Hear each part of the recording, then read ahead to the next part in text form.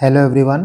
First of all, wishing all of you a very happy and prosperous Happy New Year. I wish this year brings all the happiness and joy in your life. और आपके जितने भी goals हैं, जितने भी dreams हैं, वो सारे fulfill हो जाएं. So now coming back to lecture, as we have entered in 2023, from the past 4-5 days, I am getting lot of queries from your side कि सर 5 महीना बाकी है तो क्या हम सिर्फ प्री का पढ़ें, हमारा मेंस तैयार नहीं है, हमने अभी एक सिंगल आंसर तक नहीं लिखा है. So should we stop answer writing? Should we stop mains preparation and shift our preparation purely on prelims? जैसा हम रुनाल सर की वर्ड में बोलें तो क्या हमें आंसर राइटिंग की पीपुड़ी बजानी चाहिए कि नहीं बजानी चाहिए? क्योंकि आप में से काफ़ी लोग ऐसे होंगे जिनका अभी तक कोई भी प्री नहीं क्लियर हुआ होगा. इवन कई लोग ऐसे होंगे जिनका ये फर्स्ट अटेम्प्ट होगा, जो फ्रेशर्स होंगे. सो वो इस सिचुएशन में क्या करें? Should they stop mains answer writing?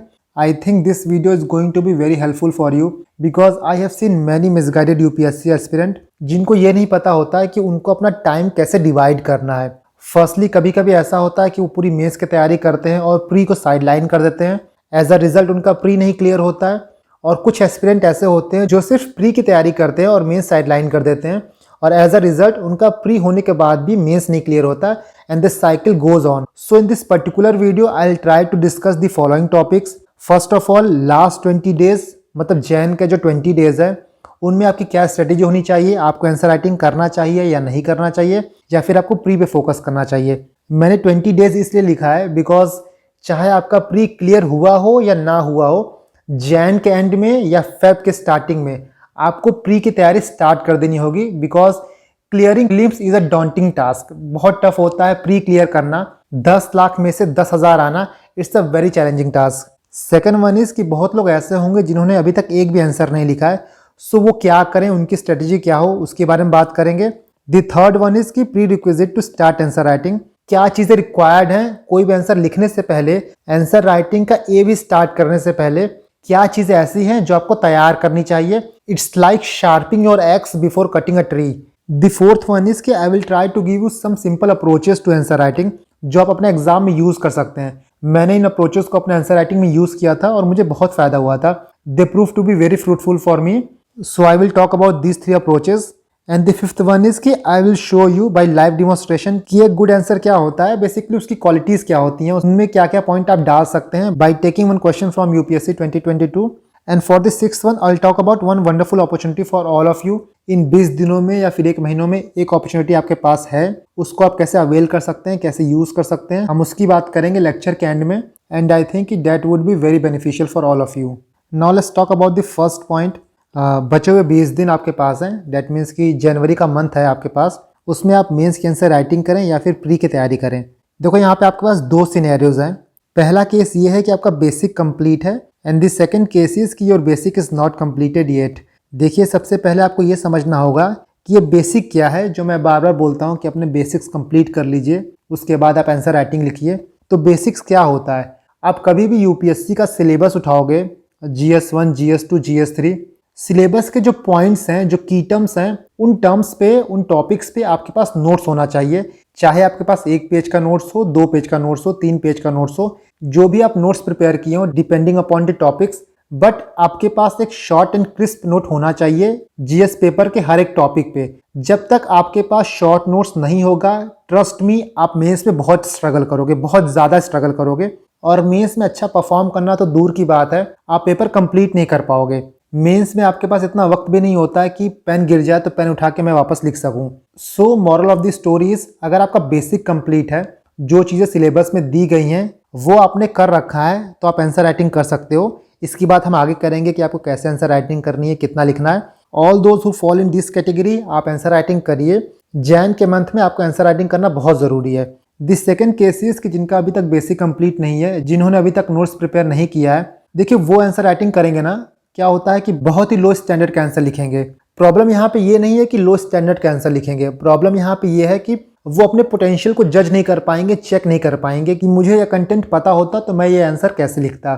For example, inclusive growth पे कोई क्वेश्चन आ गया, आपने उसका बेसिक तैयार नहीं किया है, फिर भी आप कोई हो सकता है करंट अफेयर में कुछ चीज़ें पढ़ रहे हो या फिर कोई मैगजीन में पढ़ रहे हो, उससे आप आंसर लिख दे रहे हैं. अभी तक उसका बेसिक, उसका बैकग्राउंड आपने नहीं पढ़ा है. सो जब आप आंसर लिखोगे आप चीज़ों को कनेक्ट नहीं कर पाओगे, बिकॉज आपने अलग अलग जीएस के टॉपिक्स नहीं पढ़े हैं, तो इंटरलिंकिंग करना काफ़ी मुश्किल हो जाएगा. हो सकता है कि आपने इंक्लूसिव ग्रोथ पढ़ा हो, उस पर नोट्स प्रिपेयर किए हों, तब इंक्लूसिव ग्रोथ का क्वेश्चन आप अच्छा लिख पाएं एज कम्पेयर टू जब आप बिना पढ़े लिख रहे हो।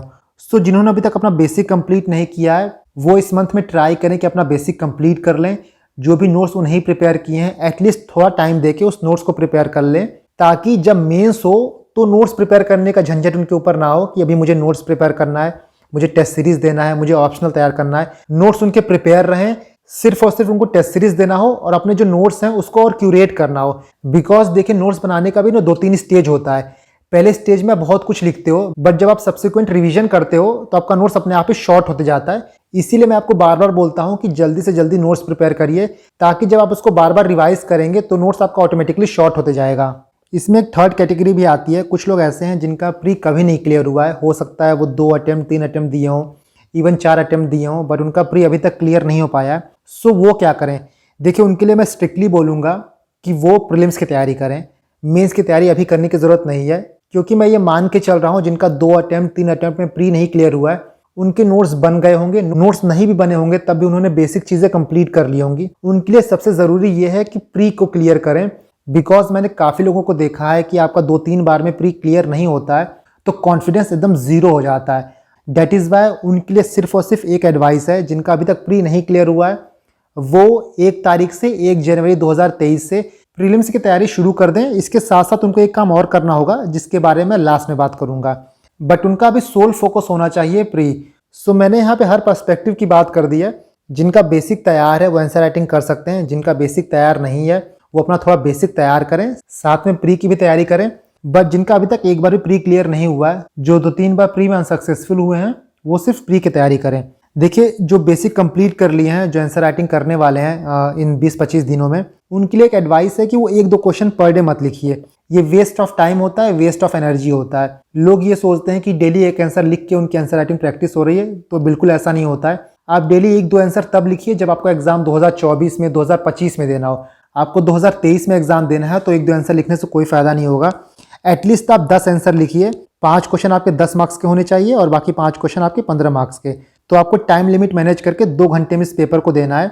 सबसे इंपॉर्टेंट एग्जाम में होता है टाइम मैनेजमेंट, और अगर आप 10 क्वेश्चन लिखोगे तभी आप सीख पाओगे कि मेंस के पेपर में टाइम मैनेजमेंट कैसे किया जाता है। 1-2 क्वेश्चन लिखने से आपको कोई आइडिया नहीं होता है, क्योंकि आप जब बंच में आंसर लिखते हो तो कुछ आंसर अच्छा लिखोगे, कुछ आंसर खराब लिखोगे, कुछ आंसर आपके छूटेंगे, कुछ पॉइंट्स आप भूलोगे। सिर्फ एक क्वेश्चन के आंसर लिख के उस बेसिस पे आप अपने आप को जज नहीं कर सकते हो। जैसा मैंने बोला है, जिनको लॉन्ग टर्म में एग्जाम देना है वो प्रैक्टिस के लिए 1-2 आंसर लिख सकते हैं। लेट मी शो यू कि बेसिक कंप्लीट करना क्यों ज़रूरी है। यूपीएससी में कई क्वेश्चन आपके ऐसे आएंगे ना जो डायरेक्ट सिलेबस के पॉइंट ही होंगे, और अगर आप बेसिक कंप्लीट कर लिए हो तो ये मान के चलो कि 60-80% आपका सिलेबस कंप्लीट हो गया है। बाकी 20% आपको सिर्फ वैल्यू एडिशन करना होता है। लेट मी शो यू, ये 2022 का पेपर है, ये GS3 का क्वेश्चन है। Elaborate the scope and significance of food processing industry in India. 10 mark का क्वेश्चन था ये, और सिलेबस में आप देखिए यहाँ पे सिंपली मेंशन है food processing and related industries in India, scope and significance, location, upstream and downstream, supply chain management. So जो पॉइंट सिलेबस में मेंशन था डायरेक्टली वही चीज़ यहाँ पूछ लिया है, scope and significance, scope and significance. Directly आप इसके नोट्स बनाते तो आपको एग्जाम में सोचना भी नहीं पड़ता। उसी तरह सेकंड क्वेश्चन देखो, what are the major challenges of public distribution system in India, how can it be made effective and transparent. So public distribution system पे क्वेश्चन है। यहाँ पे आप देख सकते हो public distribution system, objective, functioning, limitation, revamping, सारी वही चीज़ें पूछी हैं जो आपके सिलेबस में मेंशन था। This is the basic syllabus I am asking you to complete. Third आप देखो, discuss the role of vice president of India as a chairman of Rajya Sabha, और यहाँ पे आप देखोगे GS2 का सिलेबस है ये, appointment to various constitutional post. जब आप इसको पढ़ते तो आप इसको भी कंप्लीट करते। So here I have shown you some example. इसी तरह आप पेपर उठा के एक बार एनालाइज करोगे तो आपको बहुत से क्वेश्चंस ऐसे मिलेंगे जो डायरेक्ट सिलेबस से ही मेंशन है। उन बेसिक चीज़ों के आप नोट्स प्रिपेयर करो और वो नोट्स आप बार बार पढ़ो ताकि वो चीज़ें इंटरनलाइज हो जाएं। आपको एग्जाम में बिल्कुल समय नहीं मिलेगा कि आप सोचो कि फूड प्रोसेसिंग का स्कोप क्या होता है, सिग्निफिकेंस क्या होता है, लिमिटेशंस क्या होता है। क्वेश्चन को पढ़ते वक्त ही आपको दिमाग में आंसर फ्रेम करना होता है, और इस तरह से आप काम करोगे तभी आप जाके यूपीएससी का पेपर कंप्लीट कर पाओगे। बिकॉज आपको एक दिन में 6 घंटे लिखना होता है। 6 घंटे में आपको 20-20 क्वेश्चन करने होते हैं। And more than answer writing, आपके पास कंटेंट होना चाहिए कि आप वहाँ पे क्या जाके लिखेंगे। नाउ अगर आपने अभी आंसर राइटिंग करने का सोच लिया है, आप उस कैटेगरी में फॉल करते हो जहाँ आप आंसर लिख सकोगे 20-25 दिन, बट आपके पास एक चैलेंज आता है। बहुत लोग ऐसे होंगे जिन्होंने अभी तक एक भी आंसर नहीं लिखा होगा, चाहे वो यूपीएससी का हो या फिर टेस्ट सीरीज का हो। सो वो क्या कर सकते हैं, देखिए, दो चीज़ें हैं जो आपको लिमिट करती हैं, जो आपको रोकती हैं आंसर राइटिंग करने से।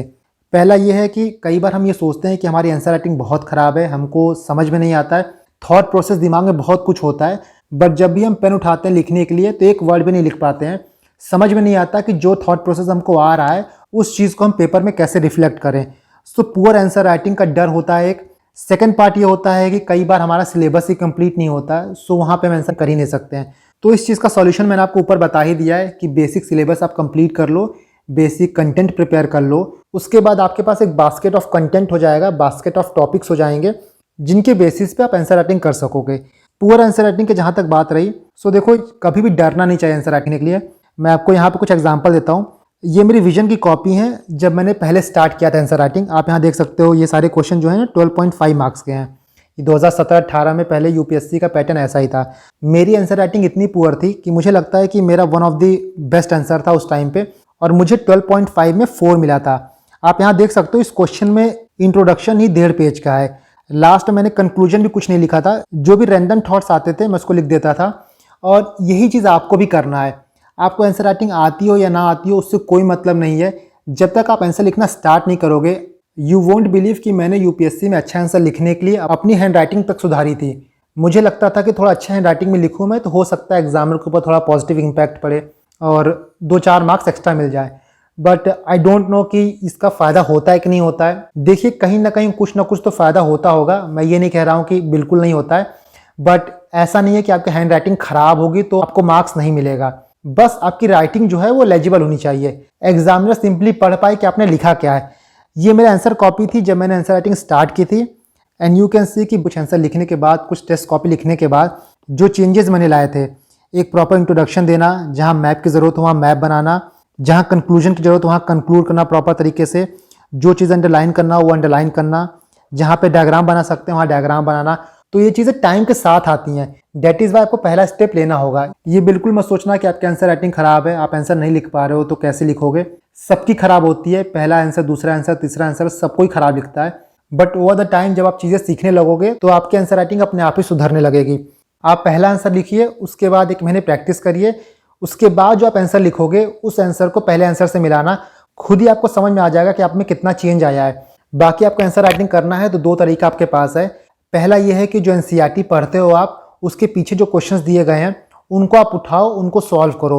वो भी क्वेश्चन बहुत एनालिटिकल होते हैं और वैसे क्वेश्चंस कई बार यूपीएससी पूछा है। सो आप ये मत सोचना कि एनसीईआरटी का क्वेश्चन है तो पता नहीं यूपीएससी में आएगा कि नहीं आएगा, बहुत बार आता है। प्लस विजन की वेबसाइट से आप टॉपर्स की कॉपी डाउनलोड कर सकते हो, उन कॉपीज के क्वेश्चंस देखो, क्वेश्चंस को सॉल्व करो, उसके बाद ये देखो कि टॉपर्स ने उसका आंसर कैसे लिखा है और मेरे आंसर में क्या कमी है। इस तरह से आप चीज़ों को मैच करोगे ना, तब आपको पता चलेगा कि आपकी कमी क्या है। देखिए, मैं कभी भी ना मॉडल आंसर से मिलाने के लिए आपको नहीं कहता हूँ, क्योंकि जो कोई भी मॉडल आंसर प्रिपेयर करता है उसके पास बहुत रिसोर्स होता है, प्रॉपर गूगल से रिसर्च करके, प्रॉपर केस स्टडी, पूरी एक टीम मिलकर क्वेश्चंस के मॉडल आंसर्स बनाती है। सो उससे आपको कभी अपने मिस्टेक का रियलाइजेशन नहीं होगा, कभी आप जज नहीं कर पाओगे कि आपने कितना अच्छा लिखा है। मॉडल आंसर का आप यूज तब करो जब आपको कुछ कंटेंट एनरिचमेंट करना हो, कुछ वैल्यू एडिशन पॉइंट देना हो, बट अपने आंसर की क्वालिटी चेक करने के लिए कभी भी मॉडल आंसर को पैरामीटर मत रखो। Now let me talk about some prerequisite to good answer writing. कुछ चीज़ें ऐसी होती हैं जो आपके पास होनी चाहिए गुड आंसर लिखने के लिए। I would say good answer क्या, सिर्फ आंसर लिखने के लिए भी आपके लिए कुछ चीज़ें रिक्वायर्ड होती हैं। सबसे पहला पॉइंट यह है कि आपको सिलेबस को अच्छे से पढ़ लेना है। सिलेबस में जो जो पॉइंट दिए गए हैं मेक श्योर करिए कि आपको अच्छे से पता हो। कोई भी पूछ ले आपसे कि ये पर्टिकुलर पॉइंट किस सिलेबस का है तो आप बता सको कि ये GS2 का है, GS3 का है, GS2 में किस सेक्शन में आता है, GS3 में किस सेक्शन में आता है। Second, previous year question. Previous year question बहुत इंपॉर्टेंट है, इवन सिलेबस से भी ज़्यादा इंपॉर्टेंट आपका प्रीवियस ईयर क्वेश्चन है। प्रीवियस ईयर क्वेश्चन कितना इंपॉर्टेंट है इस चीज़ को मैं अभी आपको आगे दिखाऊंगा, और इन दोनों चीज़ को मिला के आपको अपना कंटेंट बिल्डअप करना है, and after that you are ready to write a very good UPSC answer. देखो, मैं यहाँ बार बार गुड आंसर कह रहा हूँ, यूपीएससी में बात करो तो एज सच कोई गुड आंसर होता नहीं है। आपको सिर्फ ये इंश्योर करना है कि जो बाकी लिख रहे हैं उनसे आपको अच्छा लिखना है। ये तो रही प्री रिक्विजिट आंसर राइटिंग करने से पहले। इस पॉइंट पे हम बात करेंगे कि आंसर राइटिंग करते वक्त आपको क्या ध्यान रखना चाहिए। सबसे पहले आपको ये देखना है कि क्वेश्चन क्या पूछ रहा है, क्वेश्चन का डिमांड क्या है। एग्जैक्टली आपको देखना है कि क्वेश्चन पूछ क्या रहा है, आपको बुल्स आई को हिट करना है। यूपीएससी के जो एग्जामिनर होते हैं, जो कॉपी चेक करते हैं, वो इतने क्वालिफाइड पर्सन होते हैं, इतने एक्सपीरियंस्ड पर्सन होते हैं कि आप बीट अराउंड द बुश करोगे उनको आराम से समझ में आ जाएगा और फिर वो अच्छा इंप्रेशन बिल्कुल नहीं देगा। दिस सेकंड स्टेप इज कि क्यूरेट योर कंटेंट। जो भी चीज़ें आपने पढ़ी हैं, देखिए क्या होता है कि ज़रूरी नहीं है कि जो आपने लिखा हो, जो आपने नोट्स प्रिपेयर किया हो, उसी में से क्वेश्चन आ जाएगा, बट जो आपको आंसर देना होगा उन्हीं चीज़ों में से देना होगा जो आपने प्रिपेयर किया है। इसीलिए जब भी आप नोट्स प्रिपेयर करो तो कोशिश करो कि 360 डिग्री डायमेंशन कवर करो, ताकि क्वेश्चन कहीं से भी आए, कैसा भी आए, आपके पास कंटेंट हो लिखने के लिए। And the third step is कि जो क्वेश्चन पूछा है उसको टाइम बाउंड मैनर में लिखना ज़रूरी है। देखिए कोई क्वेश्चन लिखने के लिए आपको आधा घंटा 1 घंटा मिल जाएगा तो बहुत लोग उसको अच्छा लिख देंगे, बट 7-8 मिनट में आपको क्वेश्चन पढ़ना है, क्वेश्चन को ब्रेक करना है, ये देखना है कि क्वेश्चन में क्या पूछ रहा है, उसके बाद उसका एक परफेक्ट आंसर लिखना है। ये पूरी प्रोसेस ही चैलेंजिंग है, और इसीलिए जब तक आप नहीं सीखोगे कैसे आपको अपना टाइम मैनेज करना है मेंस के पेपर में, it's going to be very difficult for you to clear the mains.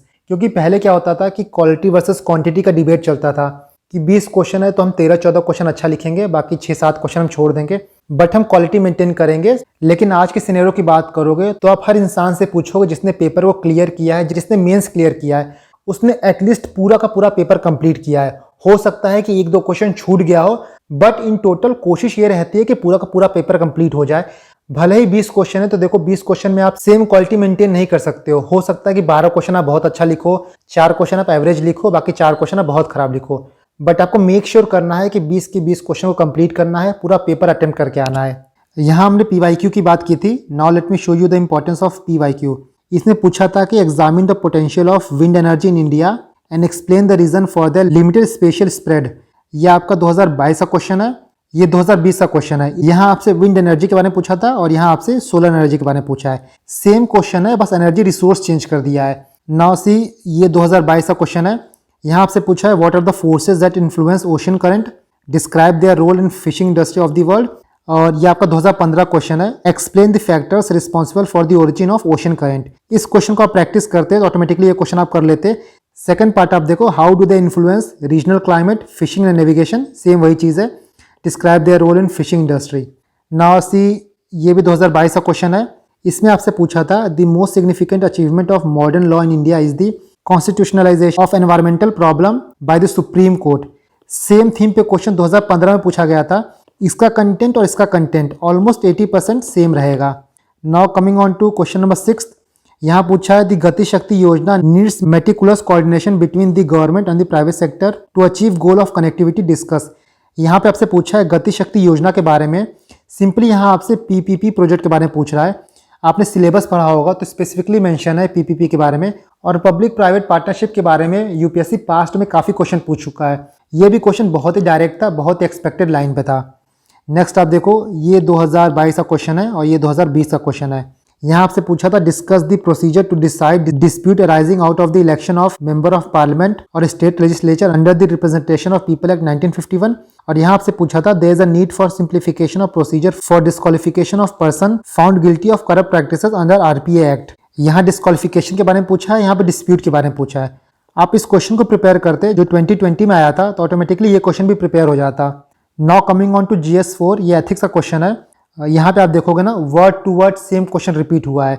ये 2022 में आया था। See this one, B, if a country is to be corruption free and become a nation of beautiful mind, I strongly feel that there are 3 key societal member who can make a difference, they are father, mother and teacher. ये 2022 का paper है and you can see ये 2017 का paper है। Same question repeated है, if a country is to be corruption free and become a nation of beautiful mind. Same question word to word. आप ये question prepare करते हैं तो ऑटोमेटिकली आपका ये क्वेश्चन भी प्रिपेयर हो जाता है। और UPSC में 10 मार्क्स का क्वेश्चन रिपीट होना same to same, trust me, it's a very big thing. जहाँ पे आधे मार्क्स 1 मार्क्स की लड़ाई है, वहाँ पे आपको 10 मार्क्स फ्री का मिल रहा है अगर आपने PYQ देखा होता तो।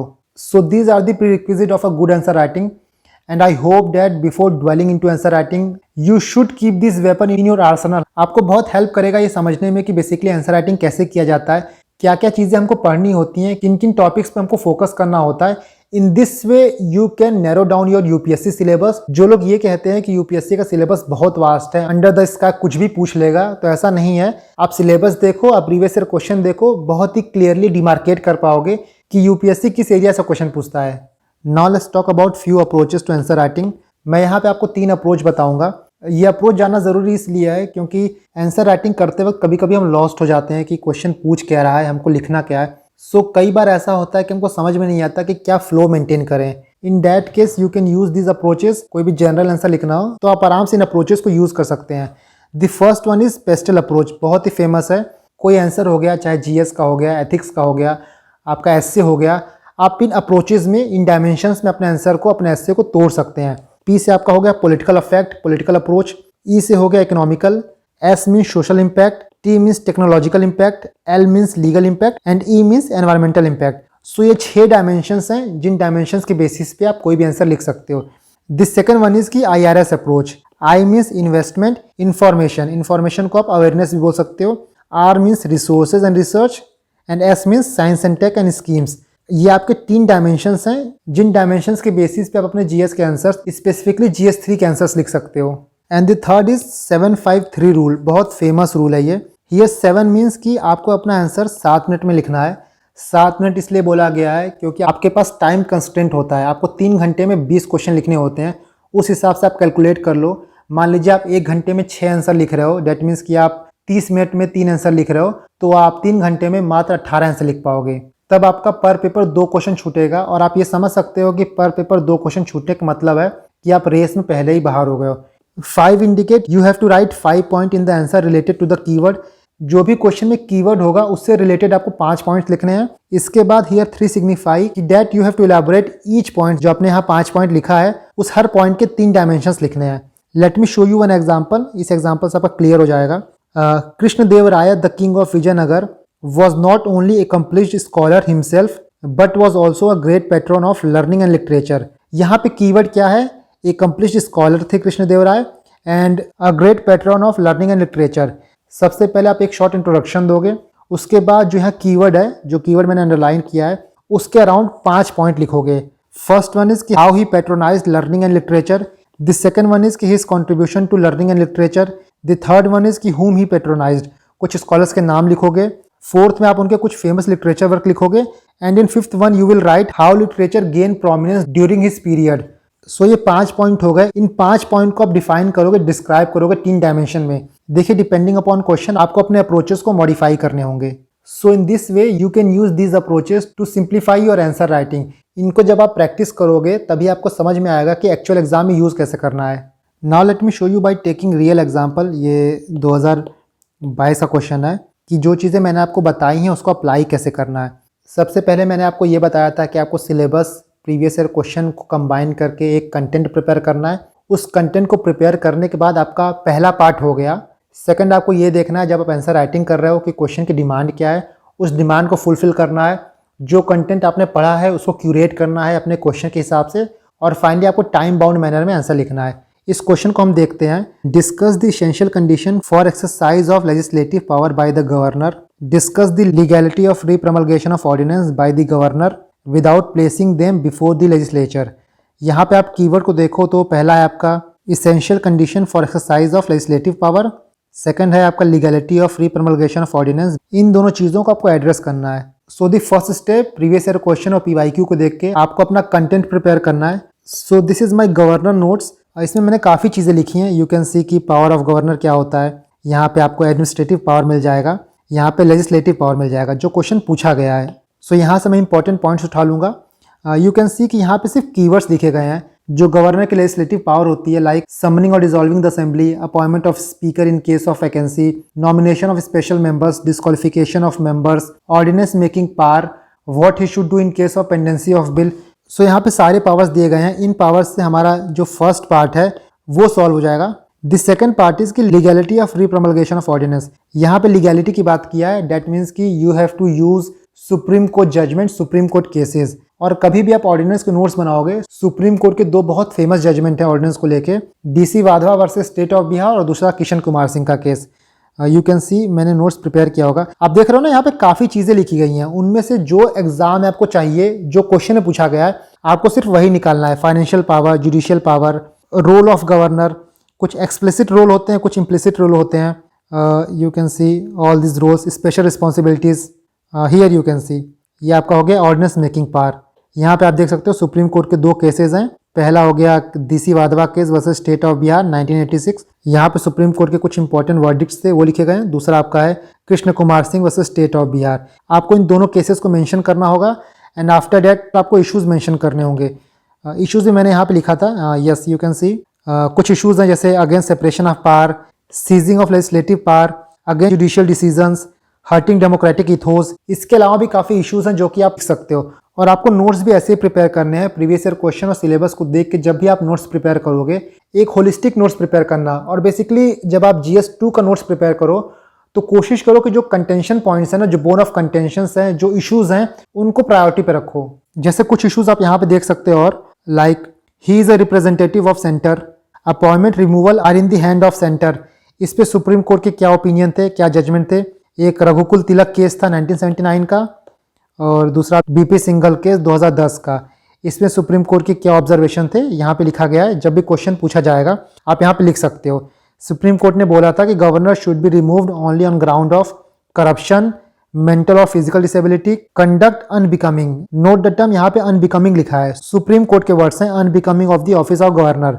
इसके बाद रिमूवल ऑफ गवर्नर को लेकर अलग अलग कमिटी से क्या कहने थे, बेसिकली पुंची कमीशन का, राजमन्नार कमीशन का, सरकारिया कमीशन का, क्योंकि यही वो कमिटीज हैं जो कि सेंटर स्टेट रिलेशन पे बने हैं।